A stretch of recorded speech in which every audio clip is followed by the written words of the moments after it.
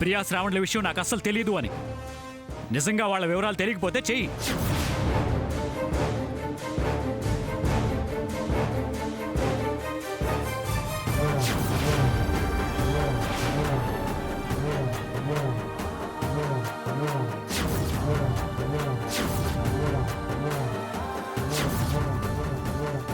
తెలుసని చెప్పానుగా. అది చాలు. అందులో సగం నిజం, సగం అబద్ధం. ఆ సగం నిజం చాలు నీ నిజ స్వరూపం ఏంటో తెలియడానికి. ఏదో నమ్మకం, విశ్వాసం, కృతజ్ఞత అని పెద్ద పెద్ద మాటలు మాట్లాడావు కదా. మరి అవన్నీ ఉన్నదానివి అయితే వాళ్ళ అక్రమ సంబంధం గురించి నమ్మకానికి ఎందుకు చెప్పలేదు? దీప్తి గురించి భయపడ్డాను. నిలదీస్తే నువ్వు బయటపడతావనా? ఇక చాలు ధరణి. 100 సార్లు అబద్ధం అబద్ధం అన్నంత మాత్రాన నువ్వు చెప్పేది నిజం అయిపోదు. నేను అదే అంటున్నాను, అబద్ధం నిజం కాదు అని. నోర్మాయ్.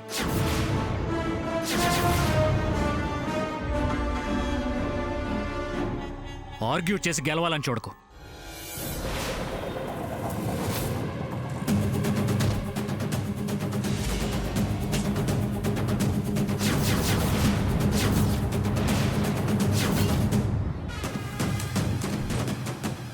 చెప్పు శ్రావణ్, చెప్పు. నేను నిన్ను ప్రియని కలిపానా? చెప్పు, నిజం ఒప్పుకో.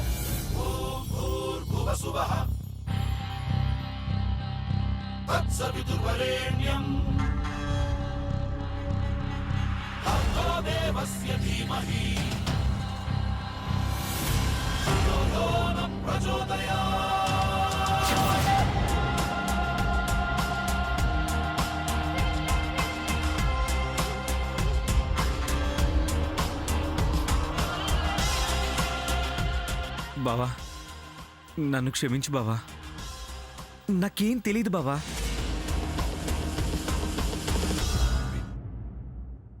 ప్రియని పరిచయం చేసింది ఈ ధరణినే.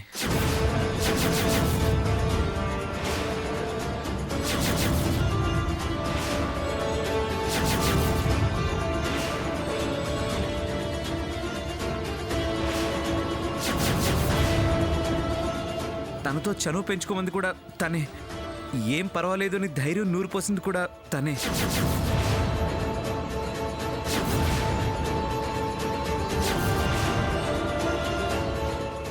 నా బుద్ధి గడ్డి తినింది. దీప్తికి అన్యాయం చేయాలన్న ఆలోచన కూడా నాకు లేదు. నన్ను క్షమించు బావా.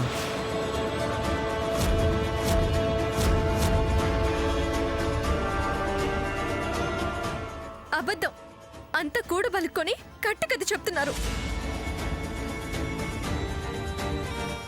అరిచినంత మాత్రాన నువ్వు చెప్పేది నిజం కాదు. నిజంగా నా భర్తది తప్ప అయితే ఇక్కడికి వచ్చేవాడా? మా అన్నయ్య ఎదుట పడేవాడా?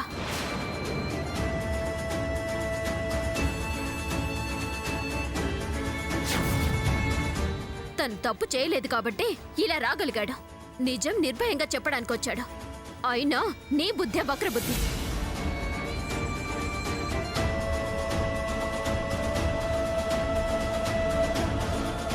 సార్, శ్రావణ్ చెప్పేది, ప్రియా చెప్పేది పచ్చి అబద్ధం. వాళ్ళ సంబంధంలో ఎవరికీ ప్రమేయం లేదు. నేను సాక్ష్యం. ఆ వ్యవహారం ముందు చూసింది నేను.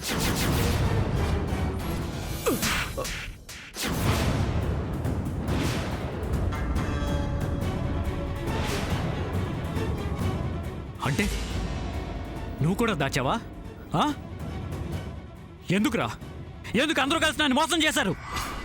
నా నమ్మకాన్ని దగా చేశారు. వద్దు, ఎవరిని ఏమి అనొద్దు.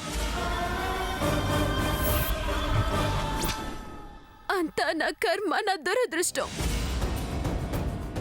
ఇలాంటి మోసగాళ్ళు నయవంచుకుల మధ్య కట్టుకున్న దాన్ని కాదని ఎవరో పరిచయం చేశారు, ప్రోత్సహించారు అని. పరాయి ఆడదానితో సంబంధం పెట్టుకున్న భర్తతో కాపురం చేస్తూ బతకలేను.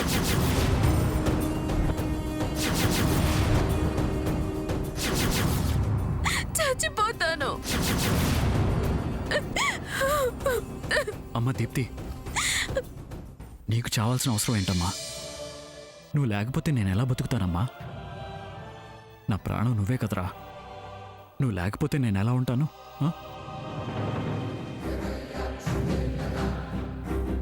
చూసావా చూసావా నువ్వు చేసిన నిర్వాకం? నా చెల్లెలు ప్రాణాలు తీసుకుంటానంటుంది. ఇంకా ఎందుకు ఇక్కడికి వచ్చావు? నా చెల్లెలు చావు కళ్ళారా చూడటానికా?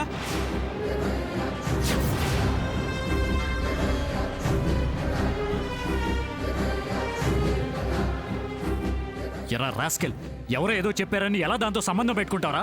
బుద్ధి లేదా నీకు? చూడండి, నా చెల్లెలకి ఏమైనా తనేం చేసుకున్నా ఎవ్వరిని ప్రాణాలతో వదలను. నిజంగా నాకే పాడుబుద్ధి లేదు. ఇంకెప్పుడు ఇలాంటి తప్పు పని చేయను. సారీ దీప్తి. వంచన నాటకం వీడిది, ఆవేశం వారిది. ఇప్పుడు నమ్మటం కాదు కదా, అసలు వినే స్థితిలోనే లేరు.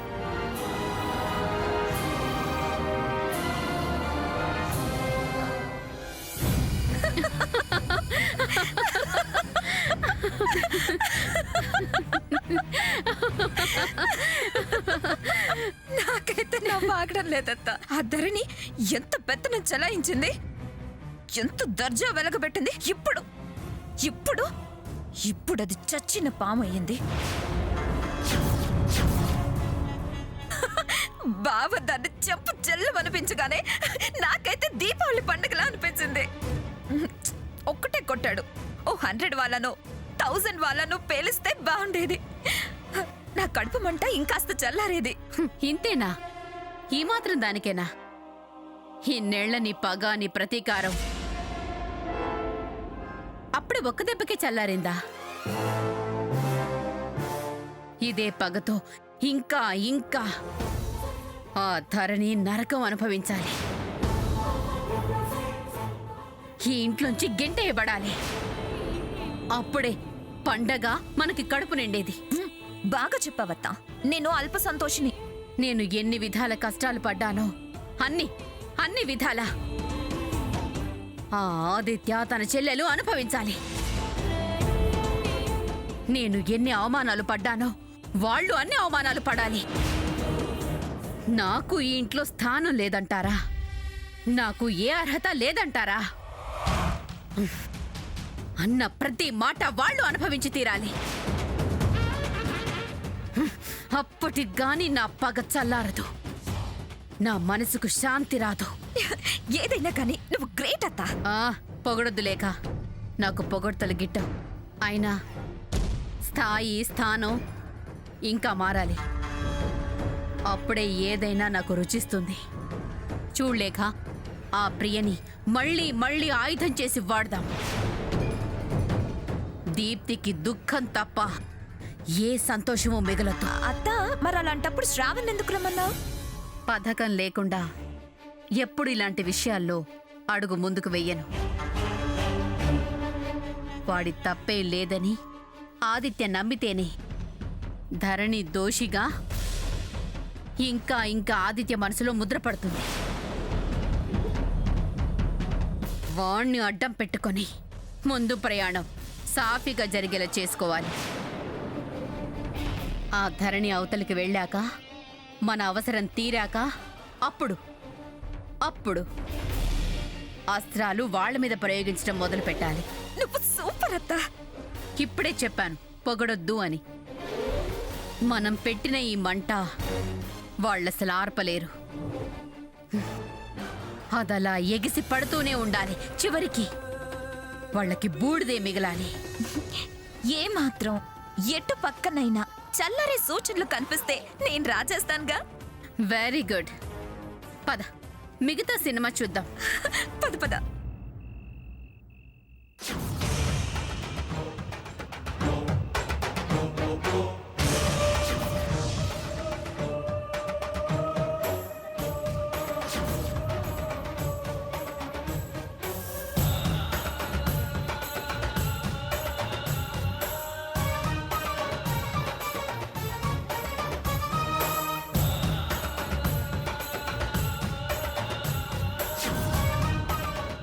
మా ఇద్దరిని కలిపిందే ధరణి. ఈ మహా తల్లి నా కాపురంలో నిప్పులు పోసిందన్నయ్య. దీప్తి విషయంలో ఇలా జరిగిందేంటి? తనెంతో మంచిది. తన శ్రావణ్ ఎలా ఏడ్పించడం ఏంటి? తన మంచితనానికి వాడు ఇంత అన్యాయం చేస్తాడా? ఎంతో మంచివాడని నమ్మాను, కానీ వాడు పాడై ఇన్ని చెడ్డ గుణాలు తెచ్చుకుంటాడు అనుకోలేదు. నేనే నా చెల్లెలకు అన్యాయం చేశానా? వాడంటే మోసం చేశాడు. మరి ధరణికేమైంది? తను ఇంత దారుణంగా దీప్తి జీవితంతో ఆడుకోవడం ఏంటి? నన్ను మోసం చేయటం ఏంటి? అసలు నేను ప్రేమించి పెళ్లి చేసుకున్న ధరణియేనా తను? ఆ మంచితనం, ఆత్మాభిమానం ఏమయ్యాయి?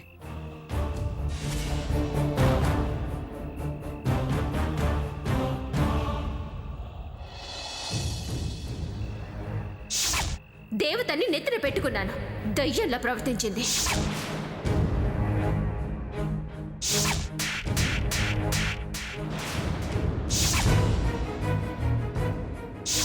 ఎందుకు ఈ పని చేశావు? దీప్తి నీకేం అపకారం చేసిందని ఎంత పాపానికి ఒడిగట్టావు? నీ కడుపులో పెరుగుతున్న బిడ్డ మీద ప్రమాణం చేసి చెప్పు, ప్రియా శ్రావణుల విషయం నాకు అస్సలు తెలీదు అని. ఇలాంటి పేరు మూటగట్టుకున్నాక ఇంకా బతకడం అనవసరం. దీప్తి కోసం నేను పట్ట తపన చూపించిన ప్రేమ అబద్ధమైనప్పుడు, తను ప్రియా శ్రావణ్లని నేనే కలిపానన్నప్పుడు ఇక నాకు విలువే ఉంది, నా బతికి అర్థమే ఉంది.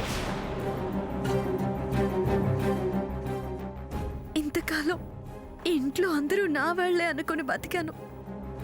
చివరికి నన్ను వీళ్ళు అర్థం చేసుకుంది ఇంతేనా? పైగా ఆ ప్రియ మాటలకు, ఆ దుర్మార్గురాలి మాటలకు విలువిచ్చి నన్ను అసహించుకోవడం ఎంతవరకు న్యాయం? నిజం తెలుసుకోకుండా, చెప్పేది వినిపించుకోకుండా చేసుకుంటారా? ఏమైంది ధరణికి? ఎందుకింత నాటకానికి దిగజారింది? నా నిజాయితీకి వారిచ్చే బహుమానం ఇదేనా?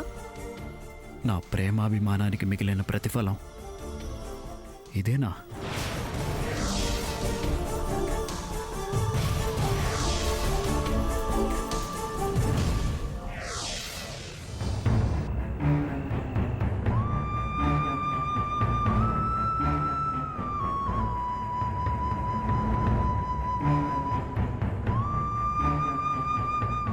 వద్దన్నయ్య, వద్దు. ఎవరిని ఏమి అనొద్దు. చచ్చిపోతాను.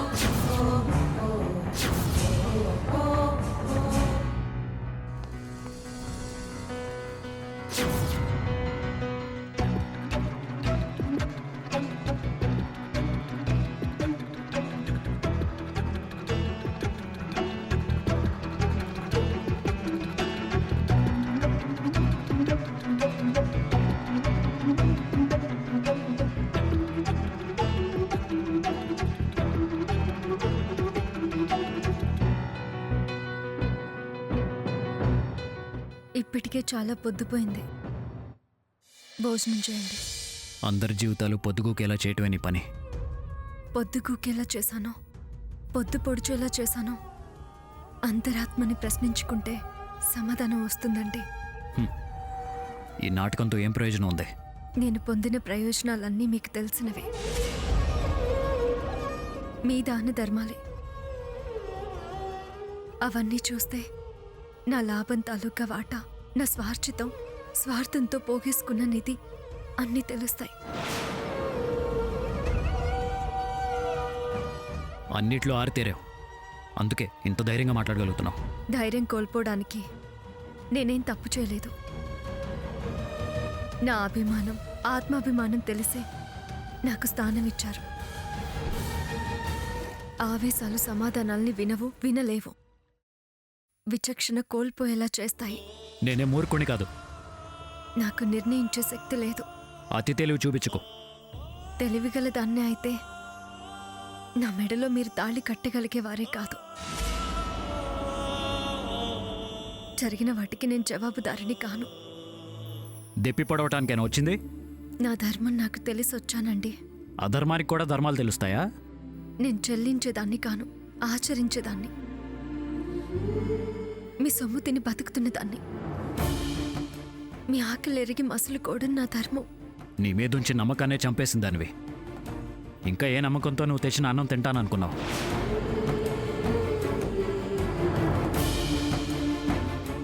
చేసిన ద్రోహం తలుచుకుంటేనే అసహ్యం వేస్తుంది. విసిగించుకో, వెళ్ళవతలకే. మీరు భోజనం చేశాకే నేను వెళ్తాను. తినండి. వద్దని చెప్తుంటే అర్థం కావట్లేదా నీకు?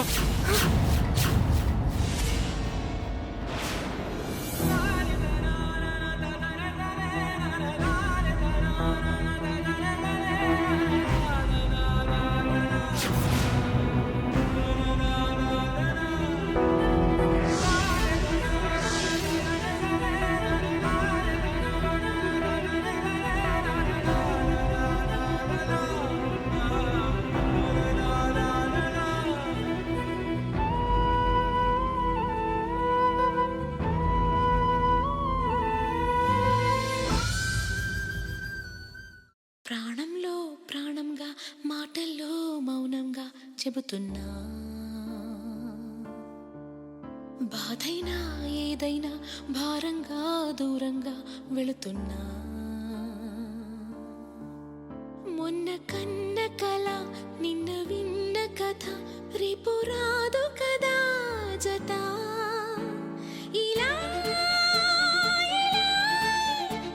నిరాశగా దరి దాటుతున్నా, ఊరు మారుతున్నా, ఊరుకోదు ఎదా. ప్రాణంలో ప్రాణంగా మాటల్లో మౌనంగా చెబుతున్నా,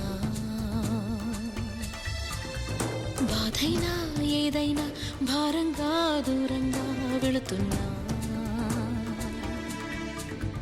మొన్న కన్న కల నిన్న విన్న కథ రేపు రాదు కదా జత. ఇలా నిరాశగా దరి దాటుతున్నా, ఊరు మారుతున్నా, ఊరుకోదు ఎదా. ప్రాణంలో ప్రాణంగా మాటల్లో మౌనంగా చెబుతున్నా.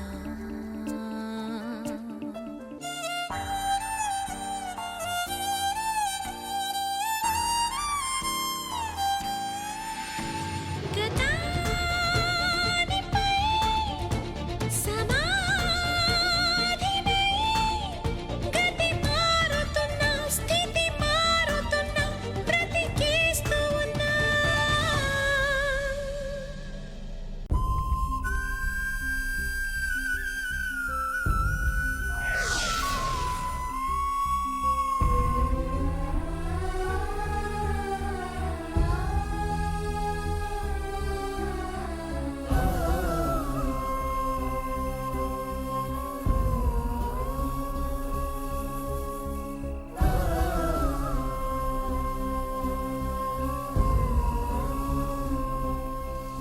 వదినా, ప్లీజ్ వదినా, నువ్వలా బాధపడద్దు.